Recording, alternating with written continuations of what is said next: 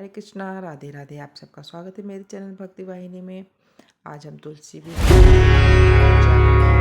आपको मेरा चैनल अच्छा लगता है तो लाइक सब्सक्राइब जरूर कीजिएगा, कमेंट भी अवश्य कीजिएगा और मुझे सपोर्ट कीजिएगा। मुझे आपके सपोर्ट की बहुत बहुत ज़रूरत है, तो धन्यवाद है उसके लिए आपको। तो चलो शुरू करते हैं।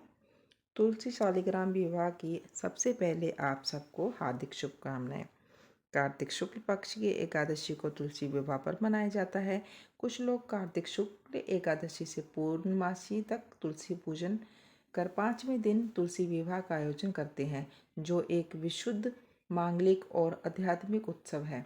इस दिन भगवान विष्णु अपनी 4 महीने की योग निद्रा से जागते हैं, जिसके बाद भगवान विष्णु के शालिग्राम रूप से माता तुलसी का विवाह कराया जाता है। तुलसी विवाह का अर्थ है तुलसी के माध्यम से भगवान का आह्वान। इस विवाह को कराने पर ऐसा माना जाता है कि इससे न केवल माता तुलसी बल्कि भगवान विष्णु का भी आशीर्वाद मिलता है। इससे जुड़ी कथा इस प्रकार है, जो तुलसी माता के पूर्व जन्म से संबंधित है। माता तुलसी का पूर्व जन्म में नाम वृंदा था। वह भगवान श्री हरि विष्णु की परम भक्त थी। वृंदा जब बड़ी हुई तो उनका विवाह जलंधर नामक असुर से करा दिया गया। उनकी भक्ति और पूजा के कारण उनके पति जलंधर अजय होता गया और इसके चलते उसे अपनी शक्तियों पर अभिमान हो गया और उसने स्वर्ग पर आक्रमण कर देव कन्याओं को अपने अधिकार में ले लिया। इससे क्रोधित होकर सभी देव भगवान श्री हरि विष्णु की शरण में गए और जलंधर के आतंक का अंत करने की प्रार्थना की। उनकी प्रार्थना सुनकर भगवान विष्णु ने वृंदा का पतिव्रत धर्म भंग करने का निश्चय किया। उधर उसका पति जलंधर, जो देवताओं से युद्ध कर रहा था, वृंदा का अस्तित्व नष्ट होते ही मारा गया। जब वृंदा को इस बात का पता चला तो वो क्रोधित होकर उसने भगवान विष्णु को हृदयहीन शिला बनाने का श्राप दिया। ये देखकर सभी देवी देवता ने वृंदा से प्रार्थना की कि भगवान विष्णु को श्राप मुक्त कर दें। वृंदा ने भगवान विष्णु को श्राप मुक्त कर स्वयं आत्मदाह कर लिया।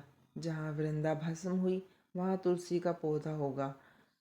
तब भगवान नारायण ने कहा, हे वृंदा, ये तुम्हारे अस्तित्व का ही फल है कि तुम तुलसी बनकर मेरे साथ रहोगी। जो मनुष्य तुम्हारा साथ मेरा विवाह करेगा वह मेरे परम धाम को प्राप्त होगा। बिना तुलसी दल के शालिग्राम भगवान की पूजा अधूरी मानी जाती है।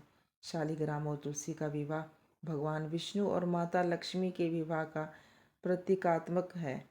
कहते हैं, प्रायः पूजन में बासी फूल नहीं चढ़ाना चाहिए, पर तुलसी दल कभी भी बासी नहीं होता। अतः सभी प्रकार की प्रार्थनाएं तभी संभव है जब आप पूरी आस्था के साथ तुलसी जी की सेवा करते हैं। पद्म पुराण के अनुसार नर्मदा दर्शन, गंगा स्नान और तुलसी स्पर्श से तीनों समान पुण्य कारक है।